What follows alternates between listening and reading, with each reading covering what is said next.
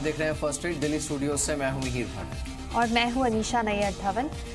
Weekend पास आते जा रहा है, मार्केट में शायद थोड़ी सी गिरावट थम जाए, पर Mihir still not out of the woods for the markets. अभी भी अनसर्टेनिटी काफी है। बिल्कुल अनसर्टेनिटी तो है मार्केट्स में। आप देखिए कल भी जो क्रेडिट पॉलिसी का स्टेटमेंट था उसमें भी मार्केट ने उसी चीज़ पर फोकस किया जो इन्फ्लेशन को लेकर आरबीआई ने महंगाई की आशंका जताई है उसे लेकर, और साथ ही फिस्कल स्लिपेज को लेकर। दूसरी प्रॉब्लम ये भी है कि ग्लोबल मार्केट से फिलहाल जो क्यूज हैं वो कोई खास बुल ट्रेंड का इंडिकेशन नहीं दे रहे हैं, और ये मार्केट्स के लिए एक प्रॉब्लम है इन लेवल्स के आसपास। आप देखिए आज भी जो इंडिकेटिव टिक्स आए हैं इसमें अभी भी जो 10,100 का लेवल है दैट इज स्टिल इवेजिव, और जो स्ट्रगल है मार्केट में वो यही है कि पहले 10,050 और उसके बाद 10,000 का लेवल ये मार्केट किसी तरह डिफेंड कर ले। सेंसेक्स तो देखिए और भी फ्लैट है, विच मीन्स कि अगर मार्केट खुलेगा भी तो इन दोनों इंडाइसेस में इतना डाइवर्जेंस रह नहीं सकता है। सो जाहिर से बात है कि दोनों में से कोई एक इंडाइस जो है वो थोड़ा एडजस्ट करेगा अपने आप को। लेकिन हाँ, निफ्टी इस समय 17 पॉइंट ऊपर 10,061 के लेवल पर है, और सेंसेक्स करीब 70 पॉइंट्स ऊपर 32,667 के लेवल पर इस समय देखने को मिल रहा है। हमारे साथ अभिजीत पॉल है, अविनीश गोरखशेखर हैं, और साथ ही आशीष चतुर्मोता हमारे साथ हैं। Morning to all of you, शुक्रिया हमारे साथ इस बातचीत में बने रहने के लिए। तो आशीष, ट्रेड इस समय थोड़ा सा झूल रहा है और उसमें ज़्यादा ताज्जुब होना भी नहीं चाहिए। ऊपर से बैंकिंग की एक्सपायरी भी है। इन सब को अगर हम ध्यान में रखें तो आज किसी तरह से बाजार की जो मशक्कत है वो यही होगी कि 10,000, 10,050 ये लेवल किसी तरह डिफेंड हो। गुड मॉर्निंग मिहिर, बिल्कुल बहुत एक इम्पॉर्टेंट जंक्चर पे हम खड़े हैं, और उसका रीजन मैं आपको टेक्निकली सबसे पहले समझाता हूँ कि अगर से आप देखें बाजार का जो लो था वो बना था 9670-80 के आसपास सितंबर में। उसके बाद हमने रैली की 10,480 के लेवल्स पर। अब अगर से इसका आप एक पूरा रिट्रेसमेंट लगाते हैं तो 61.8% रिट्रेसमेंट लेवल, जिसको हम टेक्निकल भाषा में गोल्डन रेशियो बोलते हैं, जो कि एक बहुत इंपॉर्टेंट फिबोनाची नंबर है, ये लेवल 10,000 के आसपास आता है। और अगर से बाजार 10,000 के स्तरों को होल्ड नहीं करता तो डेफिनेटली एक बाजार के अंदर में एक थोड़ा चिंता का विषय बन जाएगा, क्योंकि अगर से किसी भी बुल मार्केट के ट्रेंड को चलना है तो 61.8% रिट्रेसमेंट एक बहुत इंपॉर्टेंट लेवल होते हैं जहां से मार्केट्स के बड़े रिवर्सल्स हमें देखने को मिलते हैं। तो अब जो है क्लोजली मुझे लगता है इस लेवल पे वॉच करना होगा कि 10,000 के स्तर किस तरह से होल्ड करते हैं, और अगर 10,000 के स्तर होल्ड करके बाजार किसी भी तरह 10,150 के स्तरों को क्रॉस करता है तो ये पहला साइन होगा कि बाजार ने अपनी बॉटम शॉर्ट टर्म में बना लिए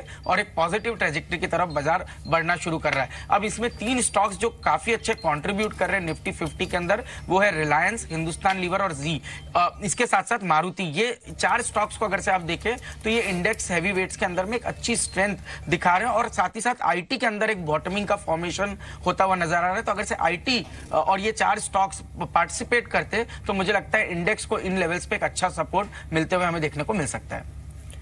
ठीक है, 10,000 का सपोर्ट फिर बहुत ही ज़रूरी हो जाता है, और कल तो हमने देखा ही हैवीवेट्स जैसे रिलायंस, HUL उन्होंने सपोर्ट दिया। आज इन्फोसिस डेफिनेटली फोकस में रहेगा। उन्होंने सेबी के साथ एक सेटलमेंट प्ली की एप्लीकेशन दी है, और ये जो उनके पूर्व CFO थे उनके जो सिवियरेंस पैकेज है उसको लेके है। अभी हम देख रहे हैं इन्फोसिस पे कोई ज़्यादा मूव नहीं है। निफ्टी 23 पॉइंट्स ऊपर और सेंसेक्स सिर्फ 7 पॉइंट ऊपर।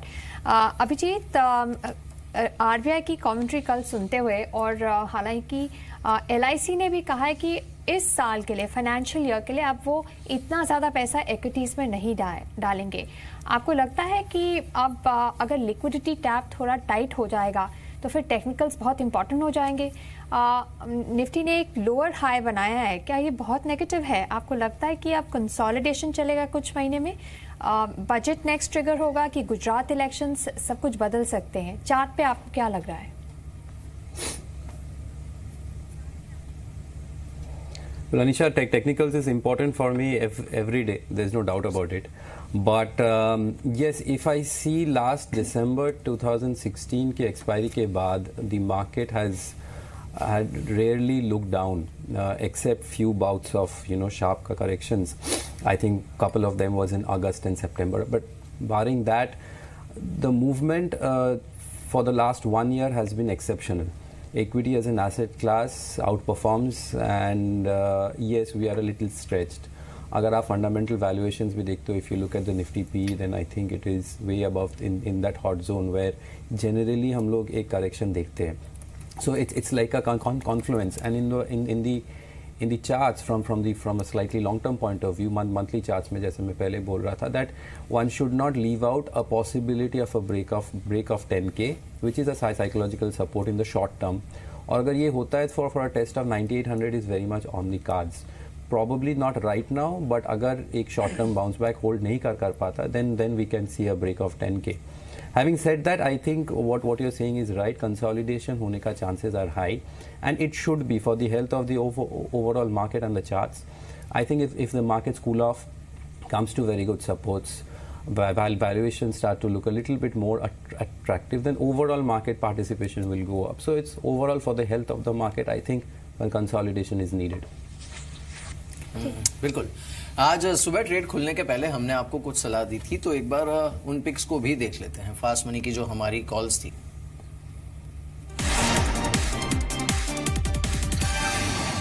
शुरुआत की मैंने सैटर्न क्रेडिट केयर के साथ. खरीदारी कर सकते हैं हम 420 रुपए के टारगेट्स के लिए खरीदारी करें, 395 का स्टॉप लॉस मेंटेन करें. गायत्री प्रोजेक्ट्स पे आप खरीदारी कर सकते हैं 220 रुपए के टारगेट्स के लिए 212 का स्टॉप लॉस मेंटेन करें. टाटा मोटर्स में आप खरीदारी कर सकते हैं 410 रुपए के टारगेट्स के लिए 393 का स्टॉप लॉस मेंटेन कर सकते हैं. आरबी इंफ्रा में बिकवाली की राय है, 203 रुपए के टारगेट्स के लिए बिकवाली करें, 212 रुपए का स्टॉप लॉस मेंटेन करें.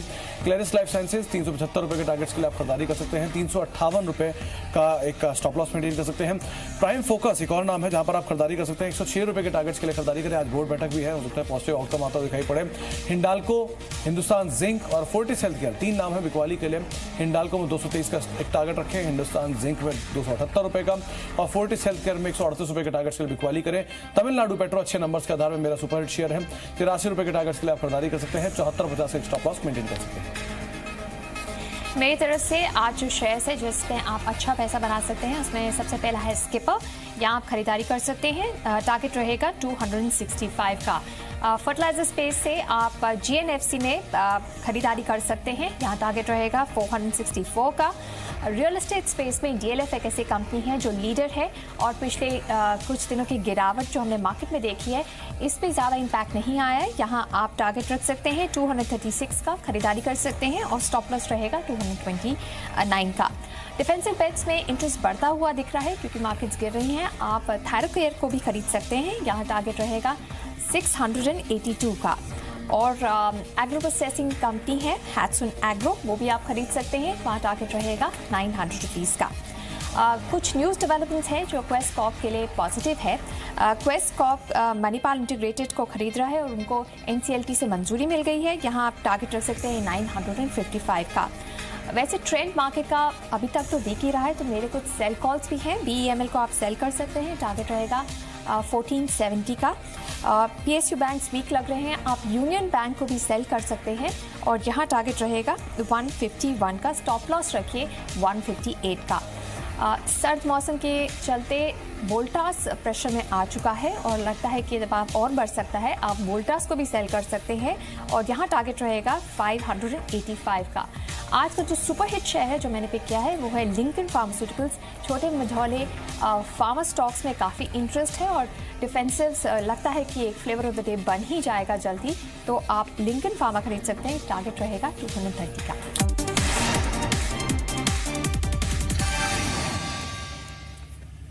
तो ये वो कॉल्स हैं जिस पर आपको नजर रखनी चाहिए. इस बीच निफ्टी देखिए 19 पॉइंट ऊपर है और सेंसेक्स 17 पॉइंट ऊपर. एक बार इन्फोसिस को देखते हैं. इन्फोसिस में न्यूज फ्लो है और अच्छा खासा है. पहले हमने नए सीईओ का अपॉइंटमेंट देखा और अब सेबी में इन्फोसिस की तरफ से जो अपील हुई है कंसेंट के लिए, तो इसका सीधा मतलब यह है कि कंपनी इस विवाद को सुलझाना चाहती है. बिल्कुल फ्लैट है काउंटर. अविनाश, इन्फोसिस पर आपका व्यू क्या है इस समय? मीर, मुझे लग रहा है कि डेफिनेटली आज का जो न्यूज़ फ्लो है वो काफ़ी इंपॉर्टेंट है, बिकॉज राजीव बंसल का मसला लेके जो कॉर्पोरेट गवर्नेंस का इशू हुआ था उसके लिए मार्केट्स काफ़ी कंसर्न थी और ये अगर मसला क्लियर होता है तो डेफिनेटली इसमें एक अच्छी अपसाइड और रीरेटिंग डेफिनेटली आने की उम्मीद रहेगी। रही बात सीईओ की अपॉइंटमेंट की, तो मेरे ख्याल से अभी जो आने वाला क्वार्टर रहेगा उसके बाद जो मैनेजमेंट की कमेंट्री और जो सीईओ का कमेंट रहेगा वो क्लियरली काफी इंपॉर्टेंट रहेगा। हमारे हिसाब से कम 1-2 क्वार्टर्स काफी चैलेंजिंग रहेंगे, क्योंकि इमीडिएटली कोई रिवॉर्ड्स या रिजल्ट्स एक्सपेक्ट करना थोड़ी सी जल्दबाजी होगी। बट ओवरऑल जो सेटअप लग रहा है वो मेरे ख्याल से करंट प्राइस पे लग रहा है कि डाउन साइड इज मोर और लेस कैप्ड, और अगर किसी को medium to long term view रखना है तो मेरे ख्याल से इसको अपने पोर्टफोलियो में जरूर इंक्लूड कर सकते हैं। ठीक है, ओपनिंग में हम देख रहे हैं Eicher Motors, Bosch, M&M, Hero moto auto stocks में अच्छा अपमूव देखा जा रहा है। आइशर मोटर्स निफ्टी पर नियरली 1% हायर है। आशीष, ऑटो स्टॉक्स में आपकी टॉप बेट क्या रहेगी? कल मारुति में भी अच्छा मूव था। जो रीसेंट करेक्शन है वहां आपको कोई अच्छी इन्वेस्टमेंट अपॉर्चुनिटी नजर आई है लंबे ड्यूरेशन के लिए? देखिए, जिनमें करेक्शन हुआ उनके अंदर में मुझे लगता है बजाज ऑटो एक काफी अच्छी पिक है, जहां पे मुझे लगता है एक अच्छा स्ट्रेंथ हमें देखने को मिल सकता है। और मौजूदा स्तरों पे जिस तरह से ऑलरेडी 300 रुपया ऊपर से करेक्ट हो चुका है, तो मुझे लगता है 3050 का एक स्टॉप रखते हैं तो एक पुल बैक 32, 40, 50 के लेवल्स तक देखने को मिल सकता है। बट जिन स्टॉक्स में क्लियरली एक स्ट्रेंथ बनी हुई है और जो मुझे लगता है बरकरार रहेगी, उसमें पहला है टीवीएस मोटर्स, जहां पर हम कंसिस्टेंटली एक स्ट्रॉन्ग डिलीवरी का वॉल्यूम देख रहे हैं। तो मुझे मेरा ये मानना है कि स्टॉक कहीं ना कहीं 780, 790 के लेवल्स को छू सकता है। साथ ही जैसे मैंने शो की शुरुआत में कहा कि मारुति जो कि निफ्टी 50 का भी हिस्सा है, इसके अंदर एक अच्छी स्ट्रेंथ देखने को मिल रही है और एक पॉजिटिव मूवमेंट 9000 के लेवल्स तक मारुति के अंदर को देखने को मिल सकता है। तो मुझे लगता है जो स्टॉक स्ट्रेंथ में उनमें टीवीएस और मारुति काफी अच्छे लग रहे हैं, और जो स्टॉक्स गिर के मुझे लगता है थोड़ा सा अच्छी स्ट्रेंथ दिखा सकते हैं, उसमें बजाज ऑटो मुझे लगता है एक अच्छा स्ट्रेंथ लोअर लेवल से हमें देखने को मिल सकती है। अभिजीत, आप कोई पिक्स ऐड करना चाहेंगे अब जिस तरह के इंडिकेटिव टिक्स हैं?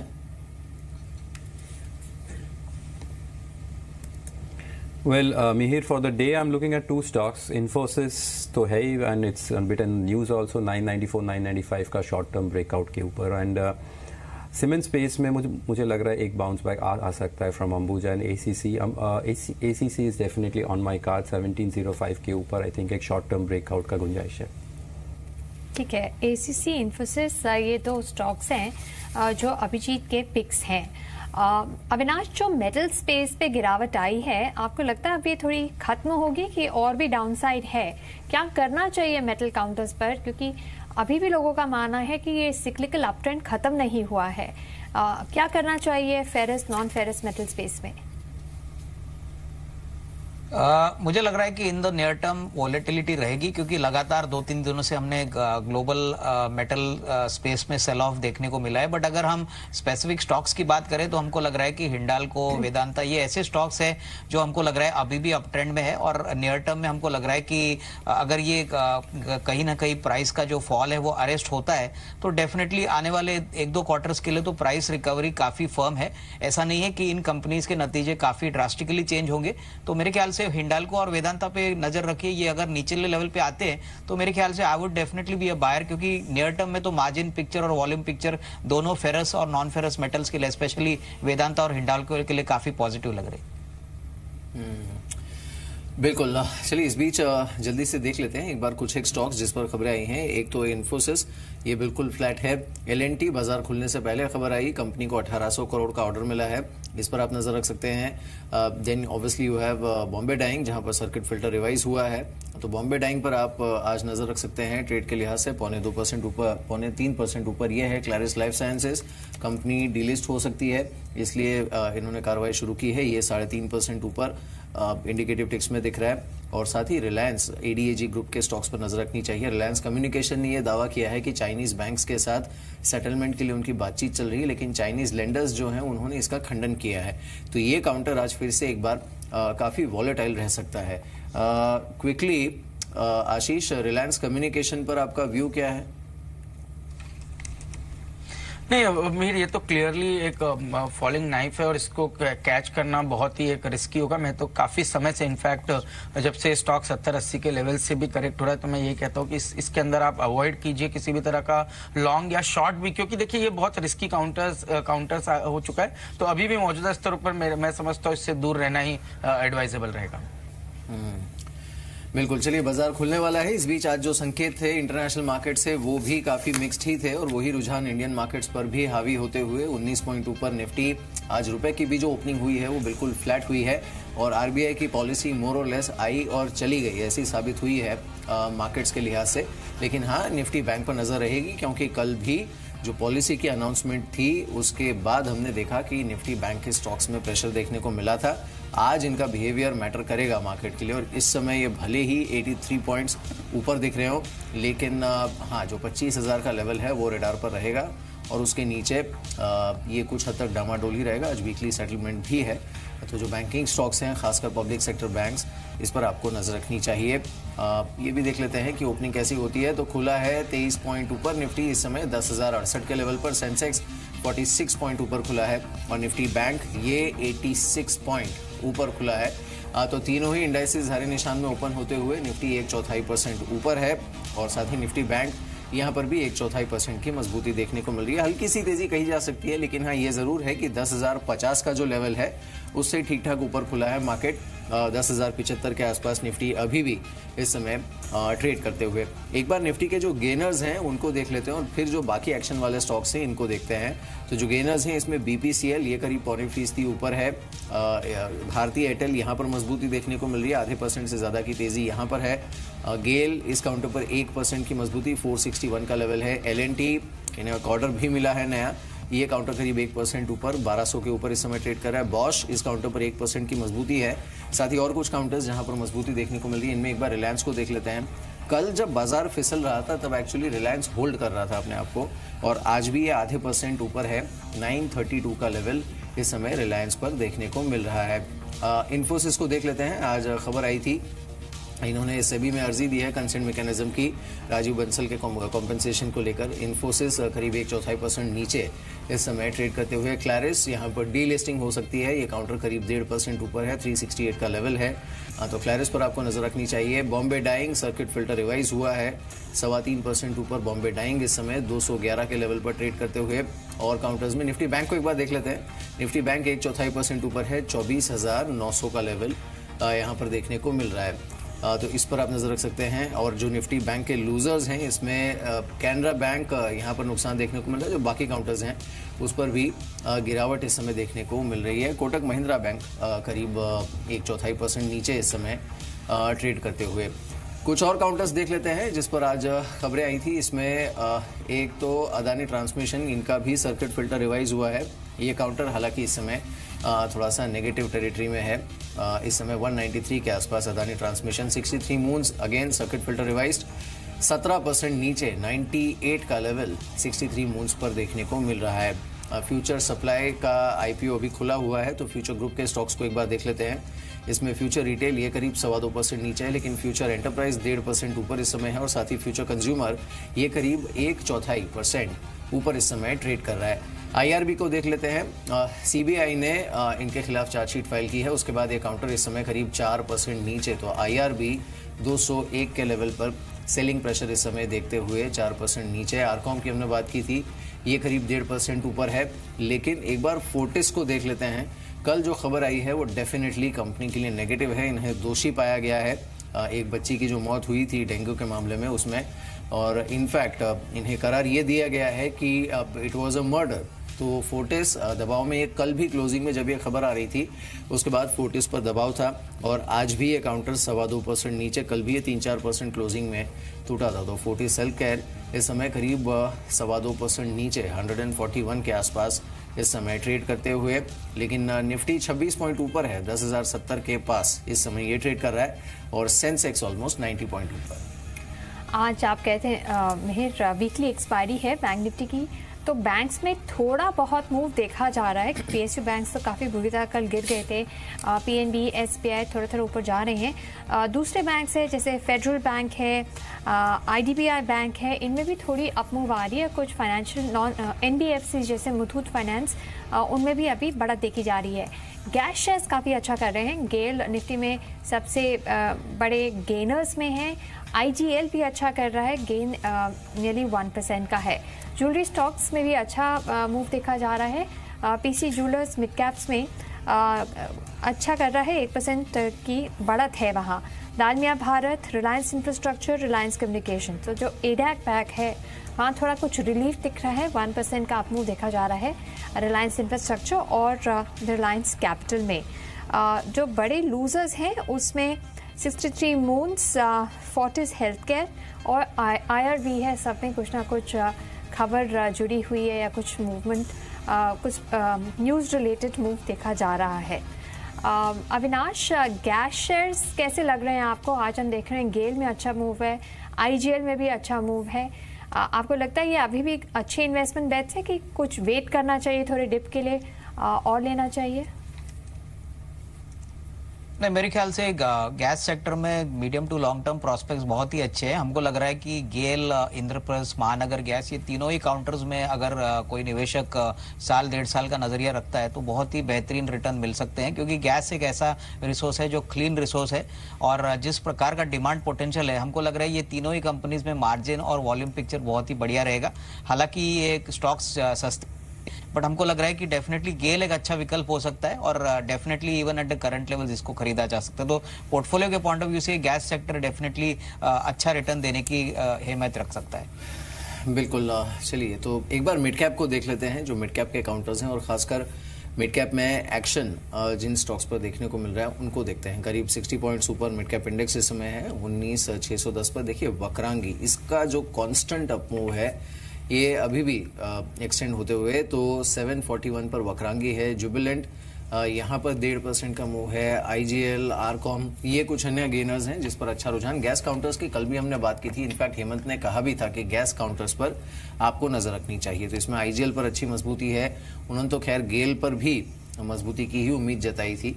अब तो ये कुछ ऐसे स्टॉक्स हैं, देखिए गेल भी करीब 1.5% ऊपर 463 के आसपास इस समय ट्रेड करते हुए, और महानगर गैस यहाँ पर 1% का मूव इस समय देखने को मिल रहा है। अभिजीत, आपका टेक अवे क्या है ओपनिंग से?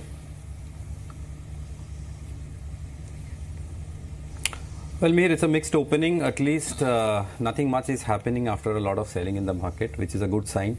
एक शार्प सेल ऑफ के बाद the first thing that we generally look into the charts is जो सेलिंग प्रेशर था उसका ईज ऑफ होना। एक बार ईज ऑफ होता है then probably some amount of short covering, some amount of buying में come in. So it's a decent opening after the fall. 10,000 level का psychological support is kind of respecting that. कल का जो high है for the Nifty spot और the Nifty future which is close to that 10,100 mark, I think उसके ऊपर आता है तो एक short bout of covering from the shorts can come in. But at this young juncture, it makes sense to be a little more biased towards long trades rather than going shorts. If someone wants to go short, I think use a bounce back to go short in the market. ठीक है, दो result reactions भी है हमारे पास। एक है पोकरना, ये 5% नीचे है, और अडोर वेल्डिंग, ये अच्छे वॉल्यूम्स पे अपमूव दिखा रहा है। एशियन होटल्स के अर्निंग्स आ जाने हैं, वो स्टॉक में भी वॉल्यूम्स के साथ अच्छा अपमूव देखा जा रहा है। आशीष, मार्केट की ओपनिंग देखकर निफ्टी में ओपनिंग मिनट्स में कोई ज़्यादा प्रेशर नहीं आया है। आपको लगता है कि अभी भी कुछ लॉन्ग पोजीशंस बनाई जा सकती हैं कि कुछ डिप के लिए वेट करें? देखिए मुझे लग रहा है कि आज थोड़ा एक अच्छा पुल बैक देखने को मिल सकता है, और वैसे भी मैंने कहा 10,000 के लेवल्स बहुत एक इंपॉर्टेंट क्रिटिकल सपोर्ट और उनके आसपास ही हम ट्रेड करें। तो मेरा मानना है कि कल का जो लो था जो करीब करीब आपको 10,040 के आसपास 30 के आसपास बना था, उसका एक स्टॉप लॉस रख के लॉन्ग पोजिशन बनानी चाहिए। ऊपर में 10,140 150 के स्तर मुझे लगता है निफ्टी के अंदर में देखने को मिल सकते हैं, और स्टॉक स्पेसिफिक मुझे लगता है वी गार्ड के अंदर बहुत एक अच्छा डिलीवरी वॉल्यूम हमें देखने को मिला है। तो ये स्टॉक मुझे लगता है जल्दी अपने ऑल टाइम हाई को क्रॉस करेगा, और 250 के इमीडिएट शॉर्ट टर्म टारगेट्स मुझे लगता है वी गार्ड के अंदर हमें देखने को मिल सकते हैं। बिल्कुल। चलिए इस बीच एक बार फिर से देखते हैं IRB इंफ्रा को। ये प्रेशर में है, फोर्टिस प्रेशर में है, न्यूज फ्लो जहां जहां नेगेटिव हैं, ये सारे काउंटर्स देखिए। IRB 4% नीचे है, किसी तरह 200 को डिफेंड करने की कोशिश कर रहा है। फोर्टिस, इसका डाउन ट्रेंड आज भी चल रहा है, 3% नीचे फोर्टिस है 140 के आसपास। अभिजीत, इन दोनों स्टॉक्स पर क्या व्यू है आपका?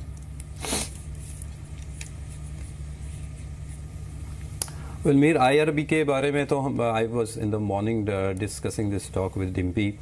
कुछ खास नहीं है. It's within a long multi-month range. 200 का psychological support है, there is no doubt about it. But why should we focus in a counter like this, which is in a range for multi months when we have such a buoyant market? Doesn't make sense actually. But 200 का जो psychological support है, that might hold. और last 4-5 दिन से एक sharp sell off था, which seems like probably the news is already been discounted by price. The other one is Fortis. Fortis is in a downtrend across, if I look at the weekly, monthly charts. Not a very strong chart. ऊपर की तरफ psychological resistance है 150, 155 का band का. जब तक 155 के ऊपर ब्रेकआउट होकर सस्टेन नहीं होता, I think there are still better counters within this space rather than going for a Fortis. ठीक है, फोर्टिस से भी बच के रहिए, ये एडवाइस अभिजीत की है. आज हम देख रहे हैं कि कुछ फार्मास्यूटिकल स्टॉक्स जो डिफेंसिव बेट्स है, स्पेशली मिड कैप्स और स्मॉल कैप्स फार्मा स्टॉक्स, वहाँ इंटरेस्ट काफ़ी है. ऑरोबिंदो फार्मा अब 1% ऊपर. कल सिप्ला भी सपोर्ट दे रहा था और आज भी सिप्ला ग्रीन में ट्रेड कर रहा है. अविनाश, आप फार्मास्यूटिकल स्टॉक्स में कोई पोजीशन बनाएंगे? आपको लगता है डिफेंसिव बेट्स ज़्यादा सेफ रहेंगे? क्या फार्मा स्टॉक्स लें या FMCG स्टॉक्स लें? कैसे पिक करें? नहीं, मुझे लग रहा है कि आई थिंक FMCG स्टॉक्स में जो फ्रंट लाइन प्लेयर्स है जैसे कि गोदरेज कंज्यूमर और ITC, हमको लग रहा है कि यहाँ पे नियर टर्म में risk reward will be much better than pharma stocks. हालांकि फार्मा स्टॉक्स में भी लेवल्स काफी अट्रैक्टिव आ चुके हैं. यहाँ पे हमको लग रहा है कि ऑरोबिंदो फार्मा अगर 625 और 630 के रेंज में अगर मिलता है तो मेरे ख्याल से एक अच्छा इन्वेस्टमेंट अपॉर्चुनिटी रहेगा. यहाँ पे जो Q2 के नंबर्स आ गए थे बहुत ही शानदार थे. US मार्केट्स में ओवरऑल प्रॉफिट ग्रोथ भी अच्छा था. तो FMCG में ITC और गोदरेज कंज्यूमर और फार्मा में ऑरोबिंदो फार्मा, यहाँ पे मेरे ख्याल से definitely at lower levels buying की जा सकती है. बिल्कुल. इस बीच एक बार बॉम्बे डाइंग को देखते हैं. इसका सर्किट फिल्टर भी रिवाइज हुआ है और काउंटर 4.5% ऊपर 214 के आसपास इस समय ट्रेड कर रहा है. अविनाश, बॉम्बे डाइंग फंडामेंटली स्टोरी जिस तरह से यहाँ पर प्ले आउट हुई है, चाहे वो बॉम्बे डाइंग हो या फिर even Bombay Burma Trading Corporation, इन दोनों पर क्या करना चाहिए अगर किसी के पास नहीं है ये शेयर? तो नहीं, मुझे लग रहा है कि मेरे ये स्टॉक में जिस प्रकार का आउट परफॉर्मेंस हमने लास्ट 6 to 8 मंथ्स में देखा है, काफी स्ट्रांग आउट परफॉर्मेंस आया है और आई थिंक ये नंबर्स में अभी रिफ्लेक्ट हो गया है. सारे एनालिस्ट को ये काफी सरप्राइजिंग लगा कि first time real estate sales में ये टॉप लाइन कंपनी ने दिखाई है. तो हमको लग रहा है कि यही अगर ट्रैक्शन रियल एस्टेट बिजनेस में आता है तो मेरे ख्याल से कंपनी के लिए एक एडिशनल रेवेन्यू सोर्स आएगा और डेफिनेटली अर्निंग्स ट्रेजेक्टरी पॉजिटिव रहेगी. तो मेरे ख्याल से यहाँ पे अगर किसी को लंबा निवेश करने का विचार है तो थोड़ा सा प्राइस करेक्ट होने के बाद एंट्री ले ले, क्योंकि काफी समय के बाद ये रियल एस्टेट सेल्स अभी मोनेटाइज हो रहे हैं. तो overall I think they have a fairly good land parcel और यहाँ के जिस तरीके के प्राइसेस है इनको डेफिनेटली इनके मार्जिन और टॉप लाइन प्रॉफिट्स में अच्छा इजाफा मिलेगा. तो I would be positive on the stock, but थोड़ा सा प्राइस करेक्ट होने के बाद ही मैं एंट्री करना चाहूंगा. ठीक है, एक स्टॉक है एवरेस्ट कैंटो, उसको भी हम अभी उसका इंट्राडे चार्ट देख लेते हैं. वो अच्छा कर रहा है. कल भी हमने एक अच्छा बड़ा मूव देखा है इस स्टॉक में. पिछले कुछ दिनों में इंटरेस्ट बढ़ा है इस स्टॉक में. गैस रिलेटेड जो प्योर प्ले स्टॉक्स है वो तो अच्छा कर ही रहे हैं. एवरेस्ट कैंटो सिलेंडर्स बनाता है और वो भी बेनिफिट कर रहा है. तो ये भी एक स्टॉक है जो अच्छा कर रहा है. और जो डेयरी और फूड प्रोसेसिंग स्टॉक्स हैं उनमें भी काफ़ी इंटरेस्ट है. आज कुछ रिपोर्ट्स भी आई हैं. वहाँ हमने पराग मिल्क 0.5% ऊपर है. प्रभात डेयरी अच्छा कर रहा था. उमंग डेयरीज भी ऊपर है. क्वालिटी भी पुल अप कर लेते हैं. तो ये जो डेयरी और फूड प्रोसेसिंग स्पेस है वहाँ भी कुछ अच्छा इंटरेस्ट दिख रहा है. आशीष, आप कुछ फूड प्रोसेसिंग काउंटर्स में कोई ऐसा आपको अच्छा इन्वेस्टमेंट बेट या कोई ट्रेडिंग बेट दिख रहा है? और उसके अंदर में अभी हम देख रहे हैं प्रभात के अंदर तो क्लियरली एक स्ट्रॉन्ग मोमेंटम बना हुआ है और पराग कहीं ना कहीं कंसोलिडेशन फेज में है. तो रिस्क रिवॉर्ड के टर्म्स में पराग डेयरी के अंदर में लॉन्ग पोजीशन बनाई जा सकती है और मुझे लगता है मौजूदा स्तरों से 20% की बढ़त आने वाले 3 से 4 महीनों में पराग मिल्क के अंदर में हमें देखने को मिल सकती है. बिल्कुल. चलिए, बाजार तो खुला है और स्टॉक स्पेसिफिक एक्शन है अच्छा खासा. तो एक बार डिम्पी के पास चलते हैं और ये देखते हैं कि आज एक्शन कहां पर है ओपनिंग के बाद. डिम्पी, बताइए. शुक्रिया अमीर। आज मार्केट थोड़ा सा बेहतर दिख रहा है। 2-3 दिन से बड़ा डैमेज हुआ बाजार को। आज किसी तरह से 34 अंकों का शुरुआती हमको आंकड़ा देखा मार्केट के अंदर बढ़त का, और साथ ही साथ आप बैंक निफ्टी का फ्यूचर्स भी देखें और बैंक निफ्टी भी देखें, ये करीब 60 अंकों का गेन दिखा रहा है आज। हालांकि वीकली एक्सपायरी है, इस सेगमेंट पर जरा ध्यान रखिएगा। अब कुछ शेयर्स जो जी बिजनेस की मुहिम है अस्पतालों को लेकर, उनके जो जमाखोरी है और उनका जो अत्याचार है उसको लेकर मुहिम चल रही है। फोर्टिस हेल्थ केयर आज 2% नीचे है, इस पे FIR हो सकती है। इसके अलावा सर्किट फिल्टर जो रिवीजन हुआ, अभी आप बॉम्बे डाइन पढ़ भी रहे थे, उसमें HFCL भी है जो कि 5 से 20% के सर्किट में गया। दोनों शेयर्स आज करीब 3 से 6% की मजबूती दिखा रहे हैं। इसके अलावा सोलर इंडस्ट्रीज में वेंचुरा सिक्योरिटीज की आज एक रिपोर्ट आई है, इन्होंने कवरेज शुरू कर दी है। जैसे ही कोई रिपोर्ट पे कवरेज शुरू हो जाती है उसका रिएक्शन कुछ इस तरह से मिलता है, 3-3.5% ऊपर। हालांकि रिटर्न 47% का गेन का वो बता रहे हैं इस रिपोर्ट में। इसके अलावा IRB इंफ्रा, CBI ने इनके खिलाफ एक चार्जशीट दायर कर दी है। एक सरकारी जमीन का मामला जिसमें 5% अधिग्रहण इनके तरफ से बताया जा रहा है कि उन्होंने किया है, वो शेयर आज 3% नीचे IRB इंफ्रा। इसके अलावा हेडसुन एग्रो, बोर्ड ने राइट्स इशू को मंजूरी दी है, शेयर अच्छा चल गया, 2% ऊपर आ चुका है। TN पेट्रोल आपको बताया था इसके नंबर अच्छे हैं, 2 गुना हो गया इसका मुनाफा और मार्जिन। ये शेयर भी आज अब फ्लैट हो चुका है, इससे पहले अच्छा मजबूती दिखा रहा था। UFO मूवीज आप इस पे ध्यान रख सकते हैं, लगातार 2 दिन की रिपोर्ट रही है। सिटी की रिपोर्ट भी आज आई, करीब 2% ये शेयर भी आज ऊपर आ गया। अडोर वेल्डिंग, इसके भी मुनाफा और आय अच्छी बढ़ी है, इसका रिएक्शन भी आज देखने को मिल रहा है, शेयर 3-3.5% ऊपर है। आज सेक्टर स्पेसिफिक अगर आप देखें तो अल्कोहल के शेयर्स में वापस कुछ तेजी बनती हुई दिख रही है। ज्यादातर अल्कोहल वाली कंपनियां 5%, 2% और 1.5% की मजबूती के साथ छोटी और बड़ी कंपनियां तेज होकर कामकाज कर रही है। सरकारी कंपनीज में भी हल्की बढ़त होना शुरू हो गई है। शुरुआती टिक सरकारी कंपनीज के बेहतर हैं, MMTC 3% ऊपर आ गया। सेल, STC, IFC कंपनियां भी हरे निशान में आके कामकाज कर रही है, करीब 1 से 1.5% मजबूत है। आज ऑयल एंड गैस वाली कंपनीज के अंदर भी स्ट्रेंथ देखने को मिल रही है।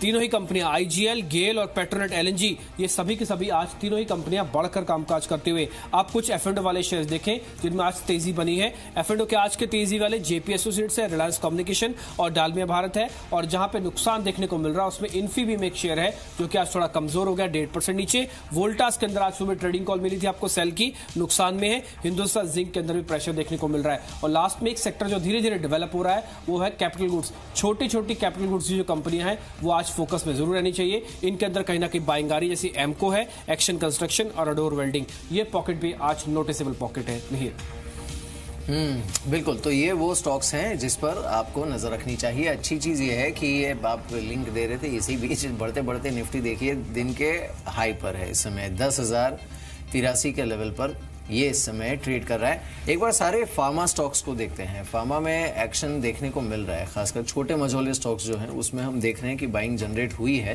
तो इस पर आप नजर रख सकते हैं। फार्मा में अविनाश, पिछले दिनों में आपने एक्सपोजर कुछ बढ़ाया है?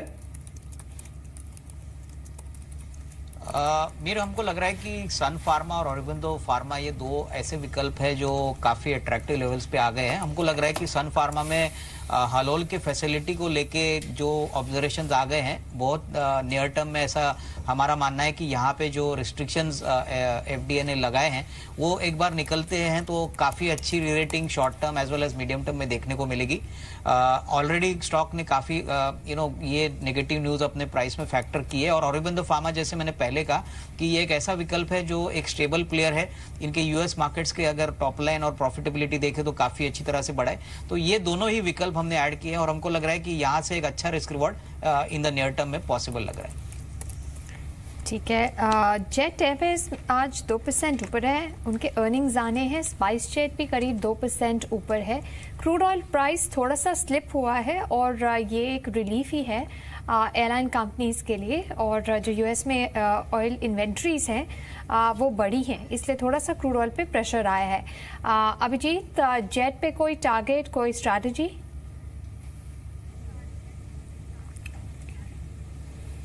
अनिशा, जेट का जो मंथली चार्ट है ना वो काफी हद तक सुधर चुका है, but it's got a multiple resistance above that 710 mark. Short term में मोमेंटम इंटैक्ट है जो कि सजेस्ट कर रहा है that it can take me to that 710 715 zone from a short term point of view. Short term trend is intact, but the key with the Jet Airways chart is the monthly chart. If we get a good breakout above 715 720, then from a slightly longer point of view Jet can give you multiple returns on the upside. बिल्कुल। आशीष, कोई और trade आप recommend करना चाहेंगे क्या? जिस तरह से खुला मार्केट होल्ड कर रहा है, कोशिश भी कर सकता है कि 10,100 को पार करे अगर होल्ड कर जाता है दिन में तो?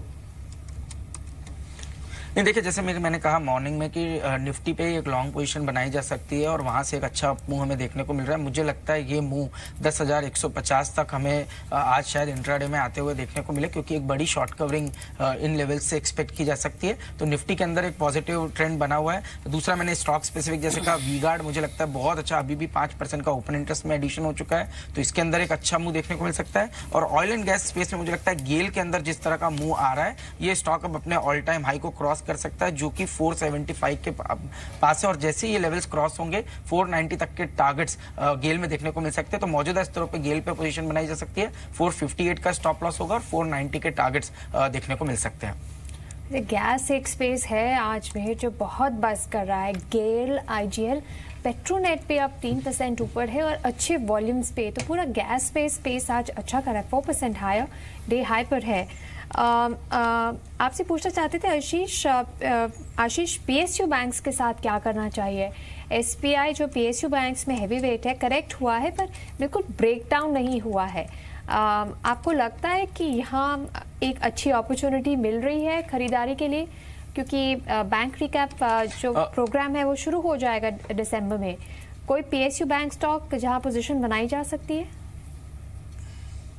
जी बिल्कुल, एसबीआई वो स्टॉक होगा जो मुझे लगता है दिग्गज पीएसयू बैंक्स के अंदर में एक अच्छी स्ट्रेंथ दिखा सकता है। और हमें लग रहा है, देखिए आप 4-5 दिन से जो करेक्शन हमें देखने को मिल रहा है, बट आप इसके पीछे की रैली देखिए, जो रैली हमें देखने को मिली वो 240 से स्टॉक 350 हुआ, तो एक साइडवेज कंसोलिडेशन के अंदर में चल रहा था। मेरा ये मानना है 308 के अगर से स्टॉप लॉस से आप लॉन्ग पोजीशन बनाते हैं तो आने वाले 1 से 2 हफ्तों में 340-345 के स्तर एसबीआई के अंदर में देखने को मिल सकते हैं। बिल्कुल, चलिए एक बार मार्केट की ब्रेथ को देख लेते हैं। आज जिस तरह की ओपनिंग हुई और अक्रॉस द बोर्ड सारे ही सेक्शंस में हमने देखा कि ठीक ठाक मजबूती देखने को मिली थी। देखिए, हमने कहा भी था कि ये 10,100 अटेम्प्ट कर सकता है। ऑलमोस्ट 50 पॉइंट ऊपर निफ्टी इस समय ट्रेड कर रहा है। और देखिए, ये ब्रेथ आपके सामने है मार्केट की। तो एनएसई पर जो बढ़ने वाले काउंटर्स हैं उनकी संख्या नुकसान वाले काउंटर्स के मुकाबले कहीं ज़्यादा है, और यही चीज़ इंडेक्स में भी रिफ्लेक्ट कर रही है। निफ्टी और सेंसेक्स दोनों में आप देखिए तो झुकाव पूरी तरह से मजबूती की तरफ है। निफ्टी के गेनर्स को एक बार फिर से देखते हैं, बिकॉज 50 पॉइंट यानी हाफ सेंचुरी निफ्टी ने लगा ली है। तो बॉश है, ये 2.5% ऊपर है। गेल, इसने मजबूती और एक्सटेंड की है, करीब 2.5% ऊपर ये इस समय ट्रेड कर रहा है। साथ ही ऑरबिंदो फार्मा है, ये 0.25% ऊपर। तो सारे ही जो गेनर्स हैं निफ्टी के, उसमें रुझान ठीक देखने को मिल रहा है। इसमें रिलायंस पर Abhijit for the time being हमें 950, 980 प्लस का लेवल थोड़ा दूर आपको दिख रहा है, या फिर ये अटेम्प्ट कर सकता है एक बार रिलायंस, स्पेशली अगर गुजरात इलेक्शन के जो नतीजे हैं वो फेवरेबल आए तो? That's right, Mihir. I think Reliance will attempt to retest that 950, 980 zone on the upside. Weekly charts में थोड़ा top out जैसा formation है, but the possibility of a retest of 950 increases जब when I will see a comfortable close about that 930 mark. आज का जो high है, which is close to that 933 in the cash market. This is the short term resistance. अगर ये resistance को पार कर जाता है, then that opens up another 50 points on the upside for RIL. Make or break kind of zone. Keeping in mind last 2 days the stock has been an outperformer compared to the overall market. This is one stock that one cannot ignore at all.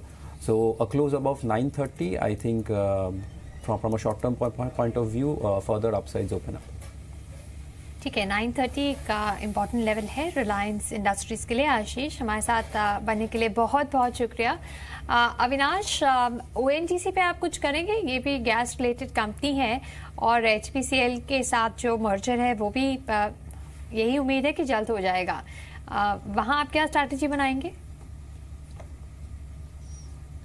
मुझे लग रहा है कि I think जिस प्रकार का trend अभी crude oil के प्राइसेस में देखने को मिला है, इन द नियर टर्म तो डेफिनेटली तो हेडविंड्स पॉजिटिव है। और इनका जो प्रपोज्ड मर्जर है HPCL इनके साथ, तो डेफिनेटली इनको ऑयल मार्केटिंग बिजनेस में भी एक हेडरूम मिलने की पॉसिबिलिटी है। हमको लग रहा है कि जिनके पास है वो होल्ड करे, बट क्लियरली क्रूड के प्राइसेस में अगर और एक $3-4 की बढ़ोतरी मिलती है तो मार्जिन्स में डेफिनेटली इजाफा होगा। तो आई वुड बिलीव दैट जिनके पास है वो होल्ड करे।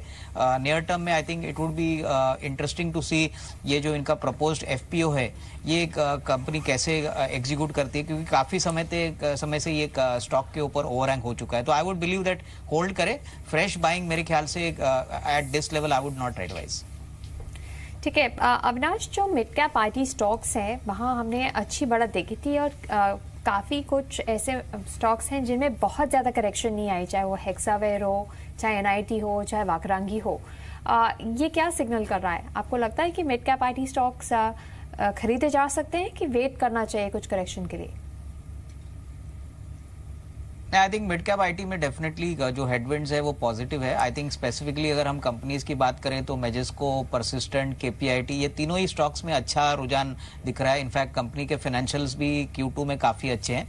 केपीआईटी डेफिनेटली इंटरेस्टिंग लग रहा है, ये ऑटोमोटिव और डिजाइनिंग स्पेस में है और इनका जो वैल्यूएशन है वो काफी अट्रैक्टिव है। करीबन FY19 पे केपीआईटी करीबन 10 के पी के नीचे पे ट्रेड कर रहा है और जिस प्रकार की मैनेजमेंट की विजिबिलिटी और गाइडेंस है, हमको लग रहा है कि डेफिनेटली केपीआईटी में और भी रिस्क रिवॉर्ड पॉजिटिव हो सकता है। बिल्कुल। चलिए आशीष, आपका शुक्रिया हमारे साथ इस बातचीत में शामिल होने के लिए। Thanks for joining us.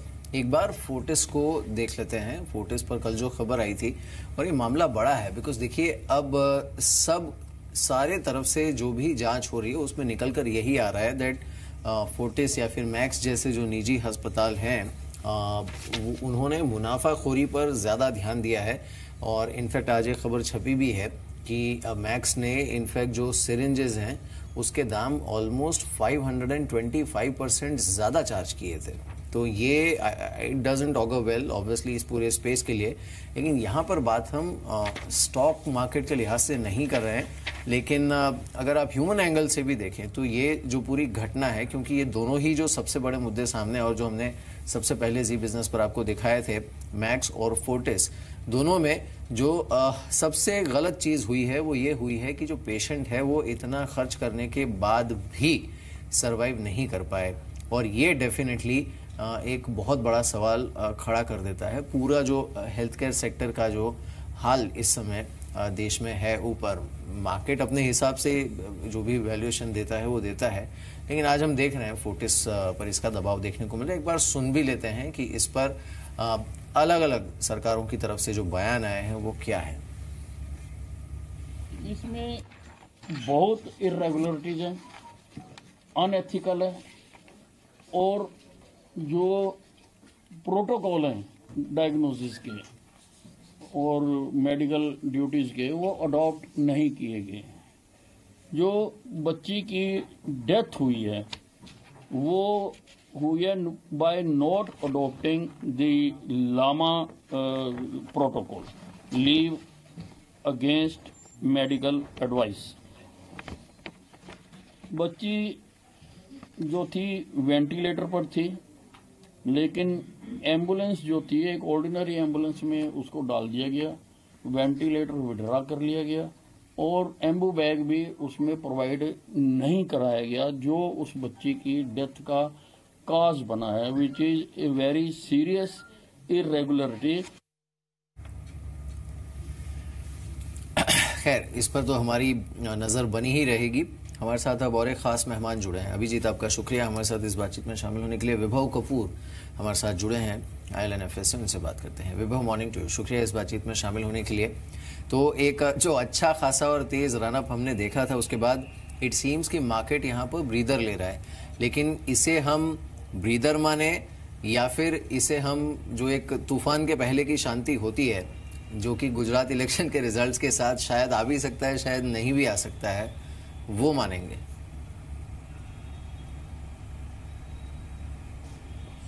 Election results जो है वो ऑब्वियसली बहुत इम्पॉर्टेंट हैं, लेकिन उनको प्रेडिक्ट करना मुश्किल है, कठिन है। उसको अगर इलेक्शन रिजल्ट बहुत ख़राब आते हैं रूलिंग पार्टी के लिए तो ऑब्वियसली बाज़ार जो है वो काफ़ी गिर सकते हैं यहाँ से। पर उसको छोड़ के उसके अलावा जो है बाज़ार डेफिनेटली कंसोलिडेशन फेज़ में है। पिछले कई महीनों से लगातार बढ़ोतरी में थे, तो एक कंसोलिडेशन की ज़रूरत है। वैल्यूएशंस काफ़ी एक्सपेंसिव हो गई थी और ग्लोबल मार्केट्स भी उसी स्थिति में हैं। सो हमें ये लगता है कि ये ओवरऑल जो है ये एक कंसोलिडेशन का समय है। अब ये कंसोलिडेशन कितना समय के लिए होता है और कितना डीप होता है वो पार्टली डिपेंड करेगा कि गुजरात इलेक्शन रिजल्ट क्या है। ठीक है मिस्टर कपूर, गुजरात इलेक्शन के ट्रिगर के अलावा और कौन से बड़े इंपॉर्टेंट ट्रिगर्स हैं हमारी मार्केट्स के लिए जिन पे आप नज़र रखेंगे, क्योंकि दिसंबर में यूएस फेड की मीटिंग है और सबका मानना है कि एक इंटरेस्ट रेट हाइक आने वाला है और लिक्विडिटी जो सेंट्रल बैंक्स है नॉर्मलाइज कर रहे हैं, चाहे वो यूएस फेड हो चाहे वो ईसीबी हो। आगे चल के हमारी मार्केट्स के लिए कौन से क्रूशियल ट्रिगर्स होने वाले हैं? ये सारी जो बाज़ार में तेज़ी है, भारतीय बाज़ारों में भी और ग्लोबल बाज़ारों में भी, इसका बहुत बड़ा रीज़न जो रहा है वो लो इन्फ्लेशन और लो इंटरेस्ट रेट्स और मॉडरेट ग्रोथ।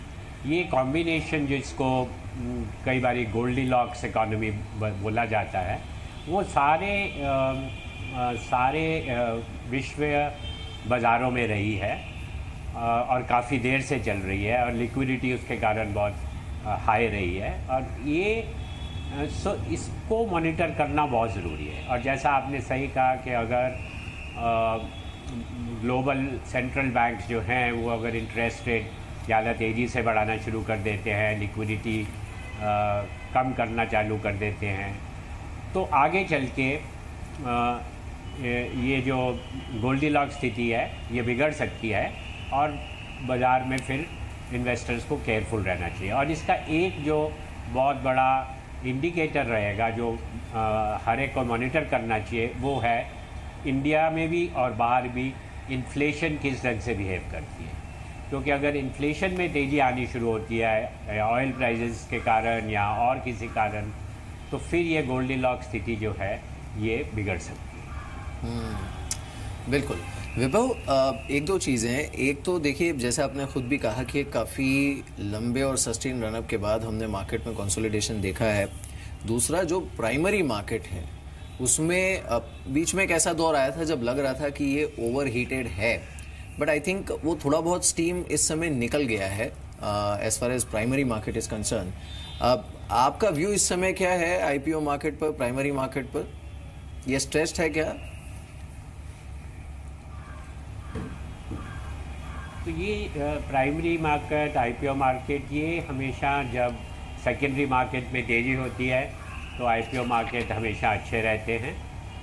और इस बारी ये जो डोमेस्टिक लिक्विडिटी, पर्टिकुलरली जो म्यूचुअल फंड्स में इतना पैसा आ रहा है, उसके कारण ये आईपीओज़ जो हैं वो रिलेटिवली इजीली अब्जॉर्ब हो रहे हैं और वो सेकेंडरी मार्केट को जो है ख़राब नहीं कर रहे हैं। तो अगर ये म्यूचुअल फंड्स में लिक्विडिटी और जो फ्लो ऑफ मनी आता रहेगा तो सेकेंडरी तो आईपीओ मार्केट में कोई दिक्कत नहीं आनी चाहिए। ठीक है मिस्टर कपूर, आप कह रहे थे कि ये हो सकता है गोल्डीलॉक्स सिचुएशन ज़्यादा लंबी देर तक ना रहे और इन्फ्लेशन का प्रेशर पड़ सकता है, मार्केट कंसोलिडेट कर सकती है। कंसोलिडेशन के टाइम पे इन्वेस्टर्स को क्या करना चाहिए? क्या उनको कैश रखना चाहिए? क्या उनको डिफेंसिव में इन्वेस्ट करना चाहिए? कैसे स्टॉक्स को सिलेक्ट करें? देखिए, अभी जो भारतीय इकोनॉमी है उसमें एक्सपेक्टेशन ये है कि आगे चल के ग्रोथ रेट बढ़ेगा और इसलिए जो इकोनॉमी रिलेटेड सेक्टर्स हैं दे शुड डू वेल। और ऑफ कोर्स वैल्यूएशंस को ध्यान में रखते हुए जैसे जैसे मार्केट में करेक्शन आए तो जो इकोनॉमी रिलेटेड सेक्टर्स हैं जैसा कि automobiles, two wheelers, rural economy related FMCG stocks हैं, फाइनेंशियल्स भी हो सकते हैं, इन सेक्टर्स में धीरे धीरे इन्वेस्ट करना चाहिए। लेकिन विभव, आप एक बात बताइए कि इस समय जहां तक इंडियन मार्केट्स की बात है और भले ही बाजार इस समय कंसोलिडेट कर रहा हो, लेकिन सेक्टोरली अगर हम देखें तो अनफॉर्चुनेटली कोई नई स्ट्रॉन्ग स्टोरी उभरकर सामने आई नहीं है इस बार की क्वार्टरली अर्निंग्स के बाद भी। तो दारोमदार हमें वही अभी भी auto, private banking space, then couple of stocks like Reliance and L&T, इन्हीं पर रखना पड़ेगा मार्केट्स को यहाँ होल्ड करने के लिए या फिर एक्सटेंड करने के लिए अपनी मजबूती?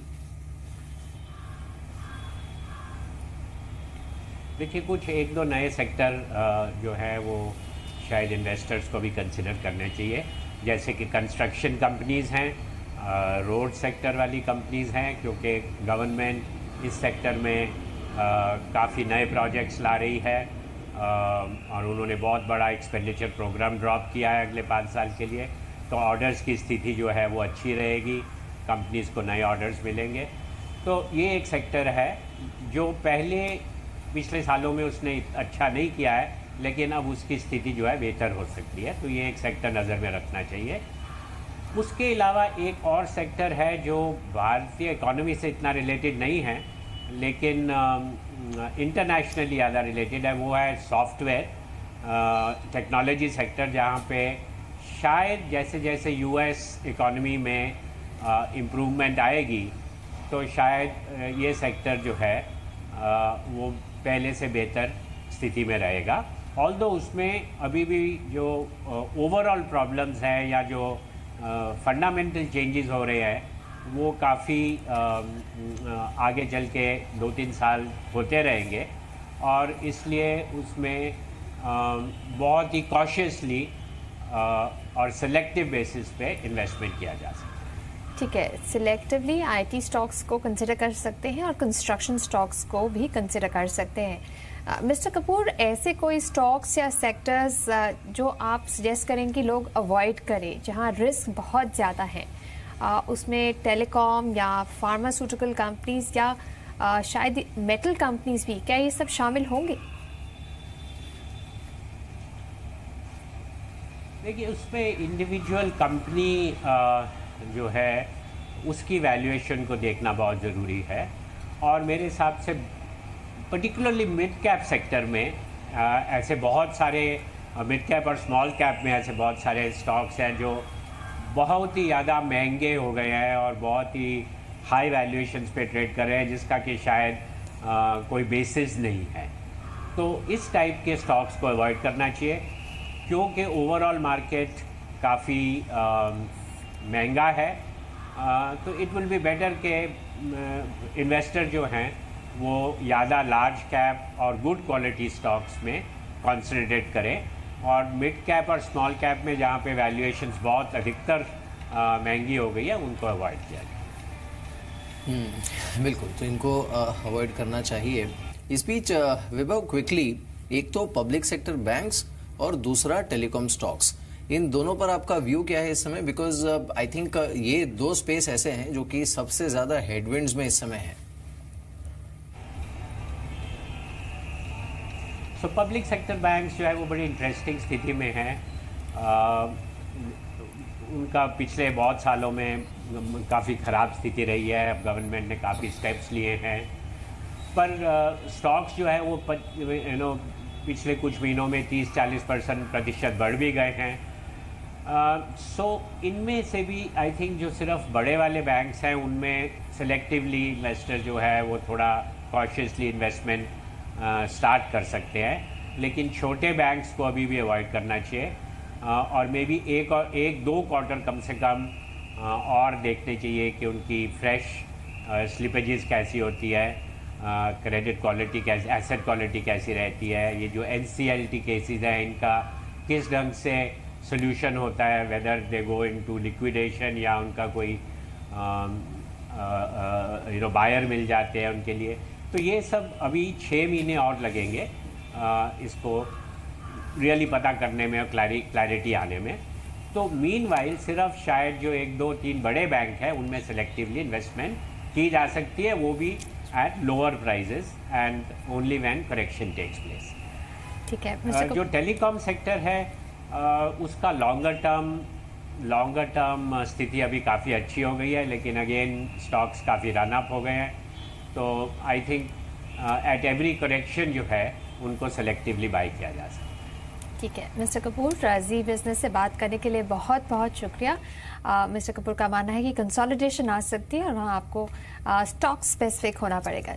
चलिए अब बात करते हैं सुपर शेयर की।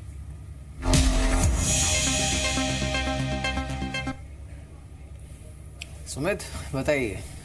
शुक्रिया मेहर। आज जो कंपनी चुनी एक यूनिक बिजनेस मॉडल पे है। ये कंपनी ग्लास बिजनेस में है। हेल्डाइन ग्लास को चुना है। ग्लास कंटेनर्स, बॉटल्स इस कारोबार के अंदर है और इंडिया की जो इंजेक्शन व्हील्स होते हैं उसमें मेजर सप्लायर है। इंडिया में ये सबसे ज़्यादा सप्लायर है ग्लास व्हील्स के अंदर, जो कि इंजेक्शन के लिए यूज होते हैं। मेजर क्लाइंट्स में यूनाइटेड स्पिरिट्स कंपनी एक बड़ा क्लाइंट है और अमूल चिल्स की जो बॉटल आमतौर पर दूध के लिए इस्तेमाल होती है वो भी हेल्डाइन ग्लास ही बनाता है। इसके अलावा बजाज कॉप, वाडीलाल, पार्ले एग्रो, ये कुछ और ऐसे नाम हैं जो ये कंपनी ग्राहक के अंदर आते हैं। तो मेजरली जितनी बड़ी एफएमसीजी कंपनीज हैं वो कंपनी को ऑर्डर देती है, ये ऑर्डर सप्लाई करते हैं बतौर ग्लास की फॉर्म में।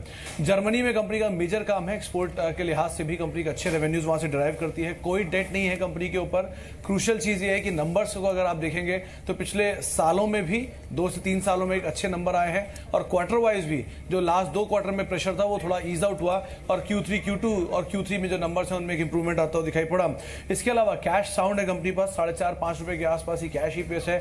थोड़ी सी तेजी जरूर लोअर लेवल से देखने को मिली है, लेकिन अभी भी करीब 12-12.5 के मल्टीपल पे शेयर कामकाज कर रहा है। 3-3.5 रुपए के आसपास की ईपीएस है। जो रिपोर्ट रेफर की गई उनके हिसाब से खरीदारी कर सकते हैं, करीब 60 रुपए के टारगेट्स देखने को मिल सकते हैं। बिल्कुल। चलिए सुमित, तो शुक्रिया आज के सुपर शेयर के लिए।